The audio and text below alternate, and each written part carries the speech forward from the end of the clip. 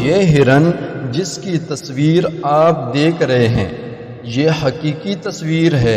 اس کے سینگ بڑے خوبصورت اور مضبوط تھے، فخر کی علامت تھے، لیکن ایک دن انہی سینگوں نے اسے برباد کر دیا۔ سینگ لوہے کی تاروں میں پھنس گئے۔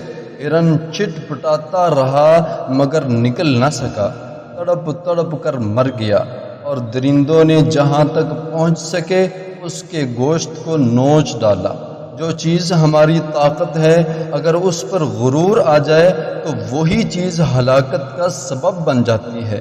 سینگ بچاؤ کے لیے تھے مگر غرور نے انہیں موت کا ذریعہ بنا دیا۔ اس لیے دنیا میں اپنی ظاہری طاقت جو کہ اللہ کی دی ہوئی نعمت ہے اس پر مغرور نہیں ہونا چاہیے بلکہ شکر ادا کرنا چاہیے، ورنہ دنیا میں بھی ذلت اور آخرت میں بھی ذلت اٹھانی پڑے گی۔ حدیث نبوی صلی اللہ علیہ وآلہ وسلم ہے، جو شخص ذرہ برابر بھی تکبر کرے گا وہ جنت میں داخل نہ ہوگا۔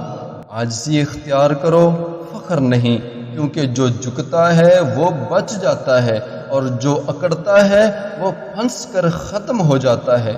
اللہ تعالی ہمیں مصیبتوں، تکلیفوں، پریشانیوں پر صبر اور نعمتوں پر شکر ادا کرنے کی توفیق نصیب فرمائے، آمین۔